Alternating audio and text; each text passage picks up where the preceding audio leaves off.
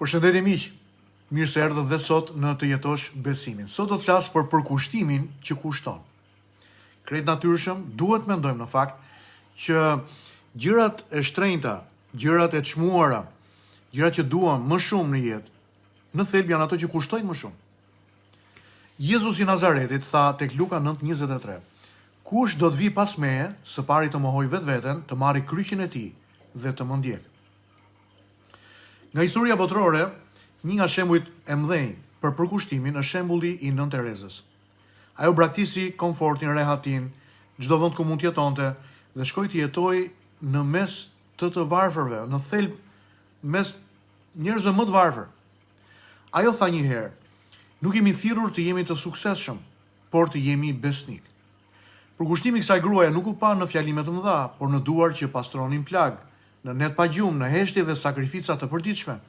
Ishte një përkushtim që kushtonte, emocionalisht, fizikisht, edhe shpirtërisht.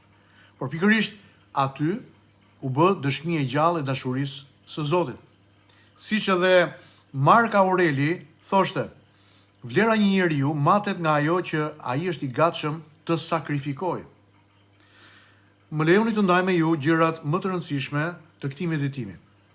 Së pari, përkushtimi vërtet ka kosto, ka një çmim. Jezusi nuk na premtoi një rrugë të lehtë, përkundrazi, ai na fton në një rrugë që është rruga e kryqit, shtegu i ngushtë.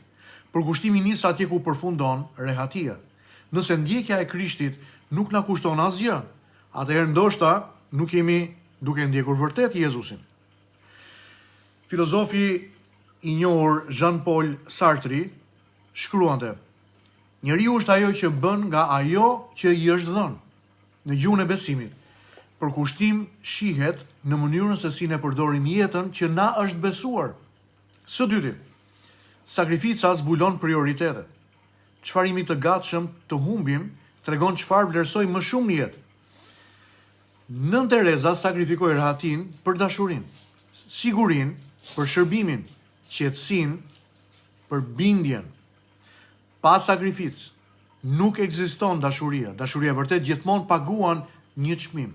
Sa më i lartë çmimi, aq më e madhe dashuria. Së treti, mungesa e sakrificës tregon mungesë përkushtimi. Nëse gjithçka duhet të na përshtatet ne, në mënyrë që të jetë lehtë edhe pa kosto, atëherë nuk kemi hyrë ende në thelbin e ndjekjes së Krishtit. Përkushtimi i vërtet gjithmonë kërkon mohimin e vetes.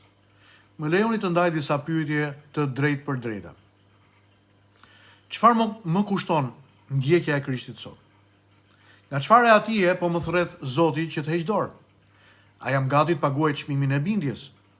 Ndoshta nuk do të thirrësh të shkosh në një vend të largët si Nën Tereza, por mund të thirrësh të falesh kur është e dhimbshme, të shërbesh kur je i lodhur, të jesh i ndershëm me integritet kur kjo është e rrezikshme dhe të kushton, të zgjedhësh bindjen kur është më e lehtë të heshtësh.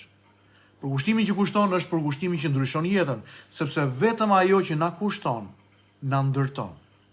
Le të lutemi Zotit së bashku. Zoti Jezus, më jep forcë të ndjek ty edhe kur është e vështirë, edhe kur shtegu nis të pjetën. Më jep guxim të heq dorë nga vetja ime, të zgjedh bindjen mbi rehatin.